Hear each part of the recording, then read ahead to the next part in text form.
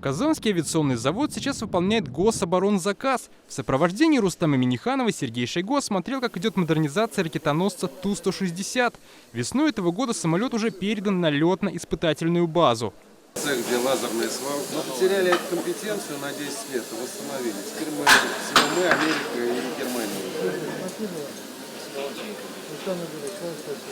Большая победа. Еще один самолет, глубоко модернизированный Ту-22М3М, уже успешно завершил первый этап предварительных испытаний. И сегодня Сергей Шойгу и Рустам Минниханов посмотрели на его полет. Также на Казанском авиазаводе министру обороны представили образцы отечественных перспективных беспилотников.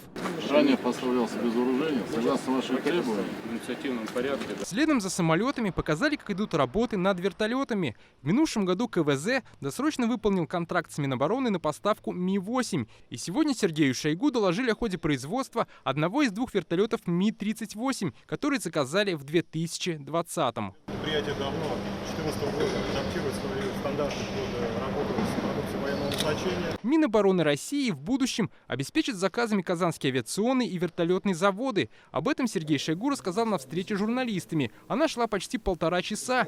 Здесь стало известно, что авиационный завод до 2028 года уже имеет контракт на 364 миллиарда рублей. В планах обеспечить заказом и КВЗ. Я думаю, до конца года подготовим быстрое решение по... Это касается нового облика воздушно-десантных войск и наделения их, в том числе армейской авиации. А для этого нам достаточно большое количество вертолетов, но вертолеты это уже класс Ми-8,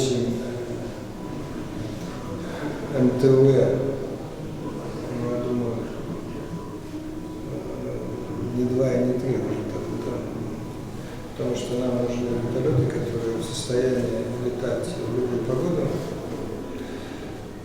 И я думаю, что тут также будет подготовлен и подписан, как по Ту-160, контракт на 10 лет.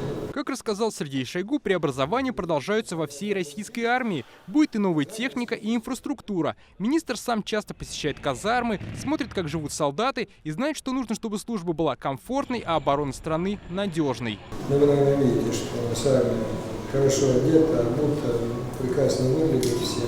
Сергей Шойгу отметил и позитивные преобразования, которые происходят в Татарстане. Как рассказал, ему всегда приятно сюда приезжать. Есть замечательная песня «Здесь живут мои друзья». У меня много друзей здесь, много людей, которых я уважаю. Президент Мишелевич, человек, с которым меня связывает очень много. Естественно, сегодняшний президент Рустам Нургалиевич. Я люблю бывать здесь. Прекрасный город, прекрасная республика, замечательные люди. Правильно все, хорошего все, основательно все. Отметим, что встреча с журналистами прошла в галерее Хазине. Здесь на прошлой неделе открылась выставка творчества Сергея Шойгу. Свои картины с видами Сибири и монументальные изделия из дерева министр обороны сегодня лично представил Рустаму Минниханову и Ментимиру Шаймиеву. Вот это вот страна чудо просто. Еще красиво.